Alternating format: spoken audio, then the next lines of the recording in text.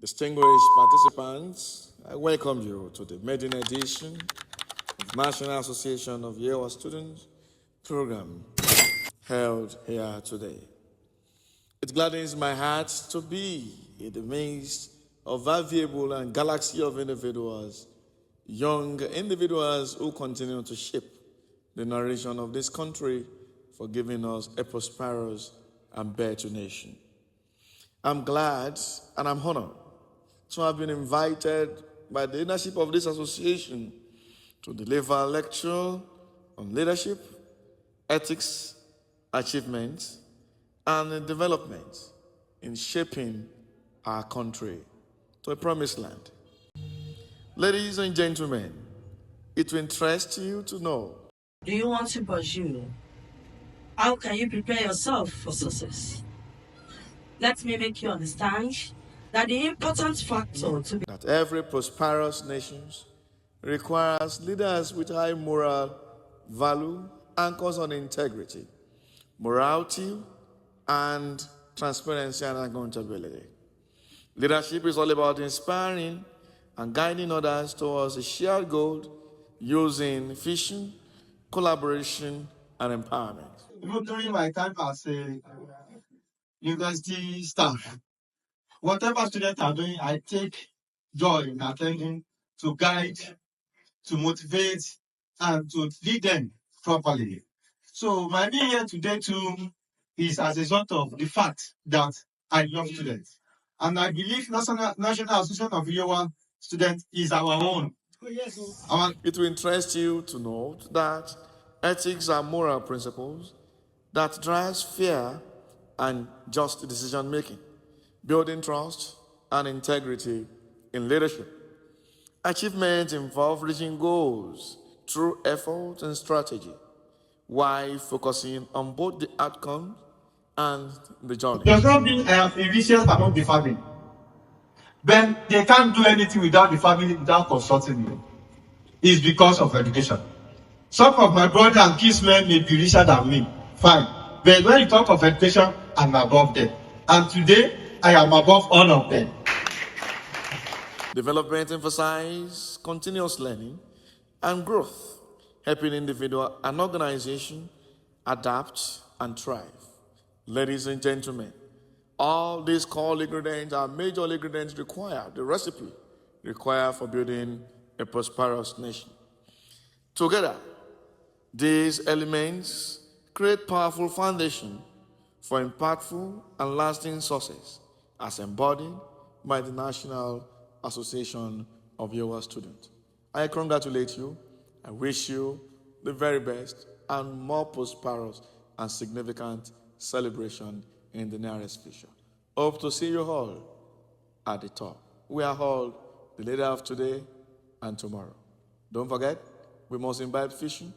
We must cherish integrity, which are the core recipe of effective, prosperous leadership for a great nation.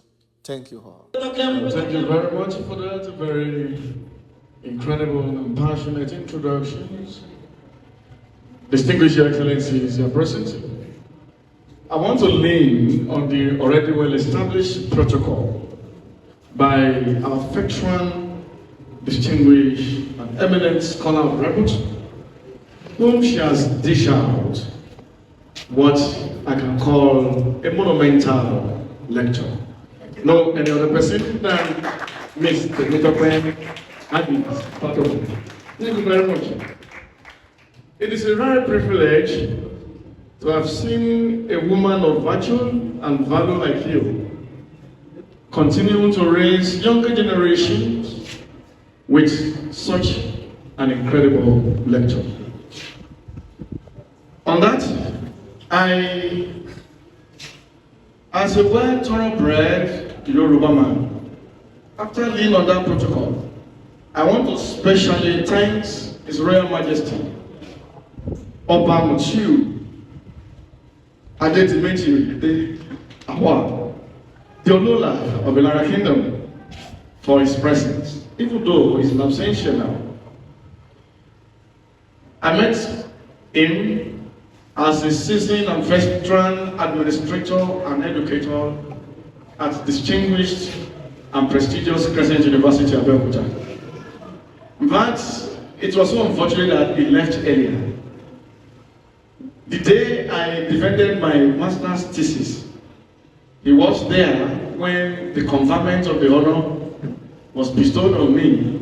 He was there as the secretary to the postgraduate school, the Crescent University of Abeokuta.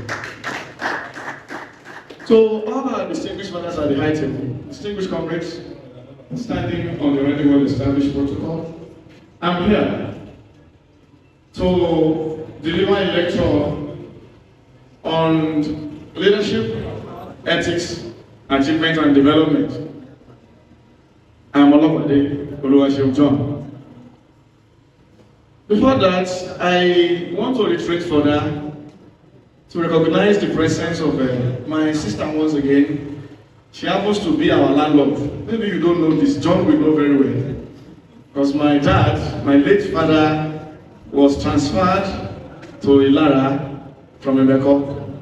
And when we got to Ilara, the first house that we stayed was that the late of Chief L.S. Patoko at Ilara. So you are my landlord, and I'm glad to see you here today. So thank you very much. We are able to connect here together today, even though I'm trying to repertoire a long time history or education that we both had as bridge the gap of that distance. My sister, thank you very much. And I want to thank the late father for the hospitality, because that is what history beckons. There's no way we talk about ethics without talking about moral principles. And we don't know where we're going to meet in the future. And that meant that the father has done something wrong. I'm a speaker, I would have said it here, but he did well. And may Almighty God continue to be with him and give him more peaceful and eternal rest. Thank you very much.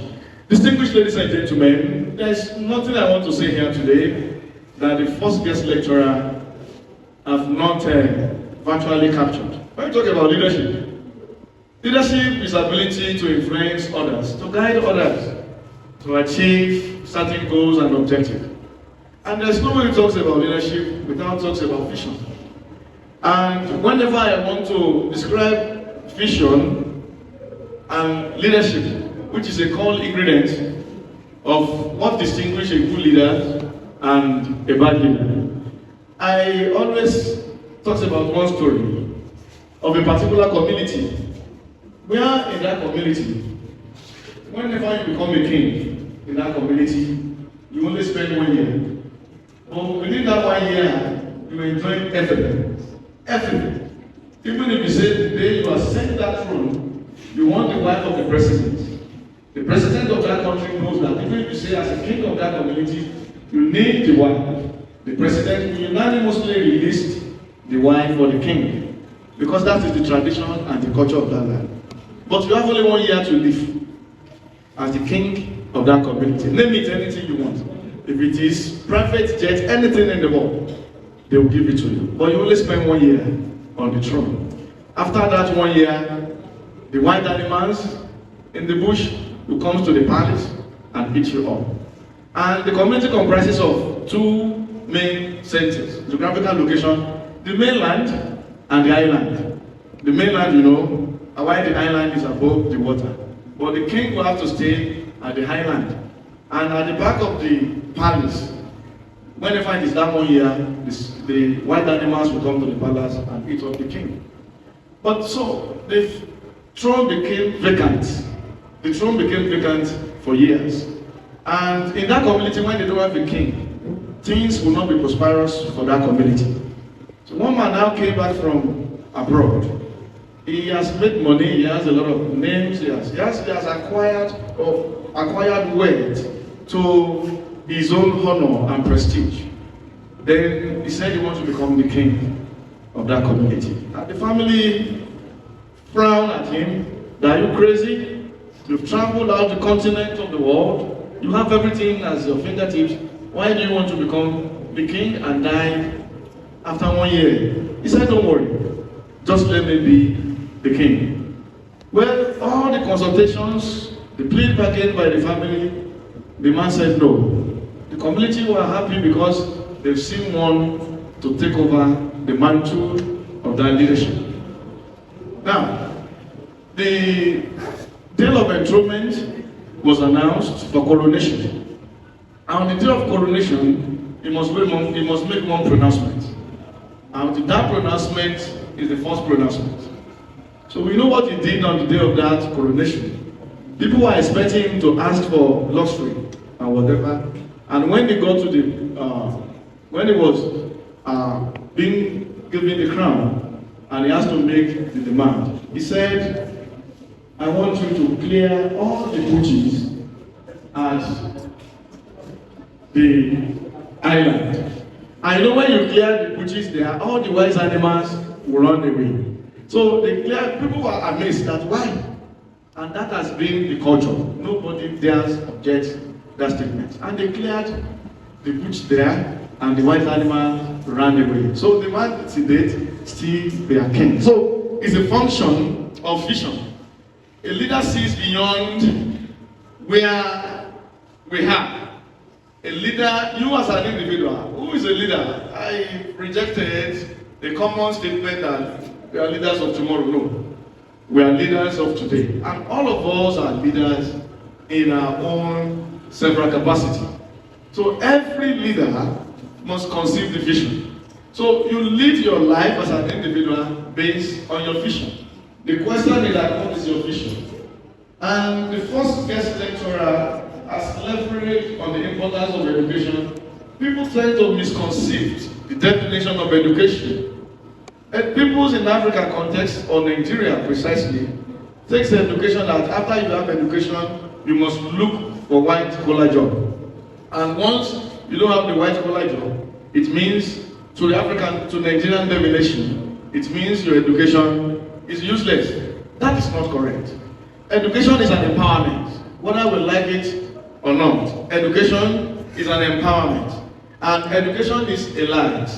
It is a core ingredient that one needs in life to make decisions, both national decisions, personal decisions about how it's going to affect each and individuals around you.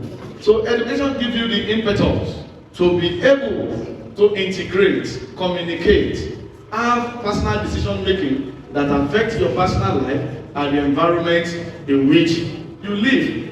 Ladies and gentlemen, I want to disagree with the colonial mentalism or the colonial mentality of jostling for white collar jobs. Because most especially those that grow up in the border community, there is no way you talk about Yewa as a particular region in Ogun State without talking about the neighboring community. And in neighboring community, there's always a transborder trade. Some people call it smuggling, but I call it a transborder trade. Whatever the name you give to it, because as a business expert, the purpose of every business is taking the opportunities within an environment. And once you are able to harness the opportunity in that environment to create value, you have engaged in business. It is now when you now went further to distinguish what is the type of business in which an individual is engaged. Most of us from the border community, when we see our other brothers and the other areas of business building mansions, buying exotic cars, we always see ourselves that go to school as being lazy, as being miserable, as being misfortunate. No.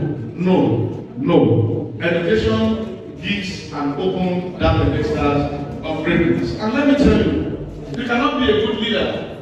You can't be a good leader without education. A leader must be knowledgeable. And it is even the knowledge acquired via the education and experiences over time that makes you to deliver as a good leader. When we talk about ethics, the ethics simply means the moral principles. In today's generation, I want to say categorically the Gen Zs. I belong to millennial, but the Gen Z, we are experiencing a moral degeneration. Our moral value, our cultures, and is now becoming faded. Distinguished ladies and gentlemen, any community, any society that failed to center their establishment on certain core principles and morals, that community will go degenerated. We have been experiencing that in our society. We've normalized abnormal. We've made abnormality to be part of the society. What has happened in our society? The family plays significant roles. Family plays significant role in instilling ethical and moral principles. Even when you have the types of education, the formal education and the informal education. The informal education is the first education from the family. Most of the families today, there is always a problem even from the family. Nobody to blame for blaming the principles of the community. The ethics requires or includes moral principles that guides our behavior. For us to lead properly and prosperously, we need to uphold the principles of ethical value, anchors on trustworthiness, integrity, morals, and values. Integrity is very key. What we're experiencing in Nigeria today is deviation from the core basic principles of ethical values. Our problem in Nigeria is no any other problem than leadership. I've been to different forums. In fact, I've traveled outside the shore, most of the countries in sub-Saharan African countries, to have delivered lecture on leadership. And I've identified, and I'm telling you for free today, that our problem in Nigeria is not the lack of resources. In fact, we have the enormous, we have the abundant natural resources, but our problem is leadership. And why do we have leadership problems? It's because those who are the ends of affairs of the star cultures, ethical principles of integrity, honesty. There's a dignity in labor, but those things becomes faded. Don't let us be moved by things of the world. Fine. We have to labor. We have to be influenced by things of the world. But I'm telling you, you must understand whom you have. Like they always tell us when we are very young, that you must know the son or daughter of whom you have. Our family, principles, integrity, trustworthiness, honesty give us the pride. A good name is better than the goats and the slippers, as Marley says in a very popular saying, the Yoruba man. But people will say, hey, Olorgo, that's your problem. Whenever we continue to leverage on the influences of the money, we continue to lose ethical principles and values. There are other things we can do legally and makes our names. Our names opens door. You should not bring or build a generation where your names, which is your identity, which is your passport, which is your brand equity, your brand, will have lost value in terms of integrity, in terms of ethics, and in terms of certain principles. As a student, we must imbibe that ethical principles. Even when you are employed, when you have a first class from any university, even from the Harvard University, one of the best universities in the world, and you lack the core ingredients of honesty and integrity, your boss cannot entrust you with one thing or the other. You are definitely embarrassing yourself, embarrassing even your generation yet unborn. So as a younger generation, we must leverage on ethical principles, values, anchors on integrity, trustworthiness. We must have that integrity. Like a particular very popular musician, NAYES, sang the song that my personality don't matter at all, but I've reiterated that personality matters a lot. So, ladies and gentlemen, ethical values. Once you embrace this, we have another thing on the themes of my topic is achievement. How do you define achievement? Well, there are conceptual clarifications about achievement refers to reaching goals or a milestone through efforts, determination, and effective strategies. Let me tell you, where you are today is a function and product of your determination. Whether you have a national diploma or national certificate in education, higher national diploma, bachelor's of science degree, or what have you, it's an achievement because it requires concerted effort. It requires input. We must learn to celebrate ourselves. We must learn to celebrate our achievement while thinking of achieving another milestone in the present of our life. One continue to have an achievement if you have labored. If you have labored and you have ensured that you have the input. Having achievement is a function of garbage in garbage out. If you have a low input in pursuing your achievement, you have a low output in having your reward. Distinguished ladies and gentlemen, the first lecturer, guest lecturer, I'm telling you, when a teacher speaks, it is different. I can virtually reiterate that she is a teacher of a monumental achievement. Thank you very much for that. She has mentioned critically that education, it's our investment. My dear brothers and sisters, it is only in Africa. See, I always say it as a teacher of organizational behaviors, be it at polytechnic level and at the university level. I do tell my students one very key thing. African model. Our model is only relevant within an unstructured environment. Let us replicate a standardized and globalized model, or models that are replicable. Our models in Africa, the leaders is every year, the leaders in Africa will come with achievement, are going to give you water, give you that, no. In developed world, what they look about you is what you have done, is your achievement over time. Your ability to influence the life of others positively. It is not about how much money can you offer on the pooling unit. That's a misconception. So our achievement is a function of our personal determination and our personal concerted effort. I can tell you categorically, I came to Federal Polytechnic with math. Yes, I'm proud to say some of my students are here. I came to Federal not even the money to buy a mattress.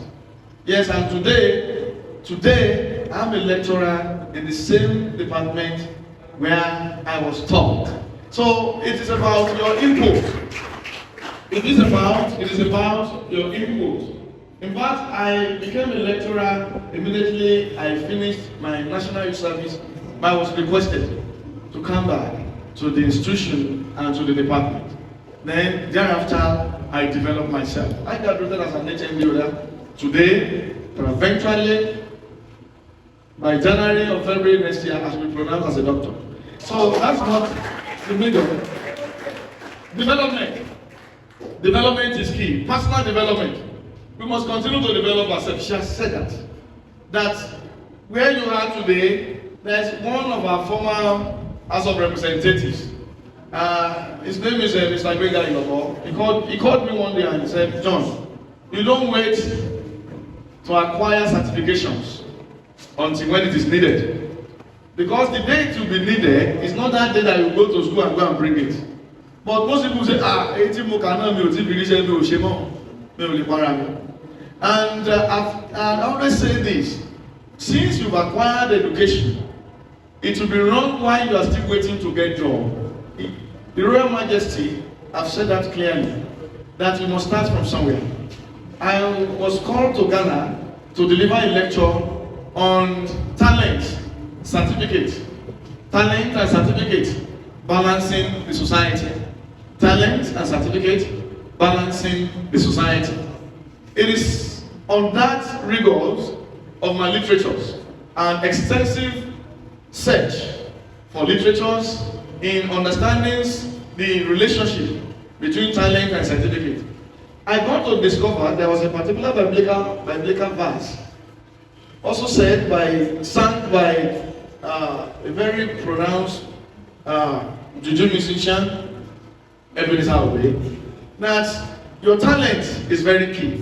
Everybody sitting down here, we are potential entrepreneurs. Africa, Nigeria is a developing economy. Why anything you brought up, anything the value you tend to offer for market, people are ready to buy. Why leveraging on the education, we must not jettison training, acquisitions of skills. In fact, the research has shown that the informal sector of the economy, I'm talking about the informal sector. The informal sector talks about the bricklayings, fashion designing, makeup artists, those who do this thing, what do you call them? Decorators, event planning, photography. Another area that as you are acquiring your certificate, in a formal academic institution, you can also double your effort by acquiring skills. Now, managing that skills, deploying the skills acquires from the education, manage it with apprenticeship training you acquire. That distinguishes you among others. Let me tell you today, there is nothing you offer for market. There is nothing you offer for market that you don't have customers already. It's not about having the white collar job. But some people are successful entrepreneurs who develop themselves, and today they are forbidden looking for white collar jobs. We have one advantage in this generation, which is our access to internet. You can learn a lot of things. You can learn tailoring from the YouTube. Virtually anything in the world, I've researched to that, and I'm telling you for free that there is nothing you cannot learn on the YouTube. All our phones with us is our passport. Is our passport to information. We need information. Information is key. Information is required in developing ourselves. Please, women are natural entrepreneurs. A research has shown that women, they are natural entrepreneurs. And if you go to Italy or anywhere, the majority of population that constitute that are women. Please, our ladies here, don't be an appendage. Don't be an appendage of poverty or a disturbance to any man. You should be a woman that had value to your marital life. And how do you add value? Based on what you can present or you can bring on the table through your skills. You have a lot of potentials. People have natural sympathy for women. Once you have the skills, you continue to shape and make your own living. Please, let us acquire skills. It's very, very key. Whatever we do, acquire skills. Leverage on that education, then that opens us or give us the passport to the world. So, ladies and gentlemen, leadership is all in us. Acquires education and skills. Have that passion and have the vision. Have you ever asked yourself that what is my purpose of existence? What exactly do I want to do? There's a question, a sincere question you need to ask yourself. Instead of wasting your time. I've seen several microbiologists, a medical doctor that ended up becomes a very successful businessman that are even unrelated to their course of study. But that their education is not wasted. There is no way they are still not going to apply some of these principles and practice that we have learned. Please identify yourself. It's key. You must identify yourself. Know your strength. Know your strength. You have a hidden talent in you, potentials. Look at the entertainment industry. Look at how much money these guys are making. Look at Burna Boy. Look at Ashake. Ashake now becomes a global artist. All what have you through their skills, through their talent. Every man is gifted with one talent or the other. Established scripturally that the talent of a man, the skills of a man, continue to make ways for him or her. Please, my distinguished brothers and sisters, I'm glad to be here with you to speak with these visionary generations who want to continue reshaping and contribute their quotas to development of Yewa land. Yewa requires a prosperous leadership at every political space. Beyond political space, we need leaders who are upright. We need leaders with integrity. We need leaders with values. We are the leaders. We don't have to go to anywhere to say we need a leader. We are the leaders that Yewa require to change the narration of this region. Yewa is blessed with enormous human and material resources. This is part of our tradition. That the last lecture I had with the people of Yewa and the economic development, I count them all on the excellent cultural and traditions that God naturally gave to Yewa land. Yewa land, I told you that my research shows that if Yewa land happens to be a state, Yewa land has enough resources to survive as a state. It's in the times of their limestone, it's in the times of their bitumen, it's in the times of their engaging and enormous cultural traditions. I remember there is a lot of tourism attractions across Oyewa land. One of it is the Orona Festival that we celebrated in Laro. It's a cultural attraction in the Meko Odojuru, a medicinal river. And what have you? Jegugu Festival. I remember when I was at Meko Afon. We normally go and watch Jegugu Sunday Morocco and the rest. So Yewa is blessed with enormous traditions. And if you are blessed with enormous resources, please. Even Jesus Christ started the gospel with 12 disciples. We don't need much people.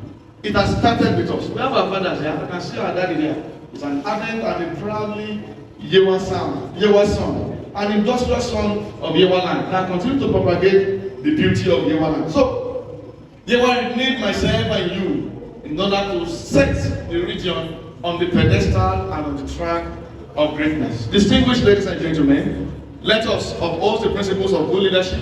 Let's be ethically and morally sounded on principles of integrity. Let us celebrate our achievements while we quest to achieve more knowledge. Let us develop ourselves through education and not joking with skill acquisition. I congratulate you and I thank you for this very wonderful event. Thank you very much. I wish you the very best.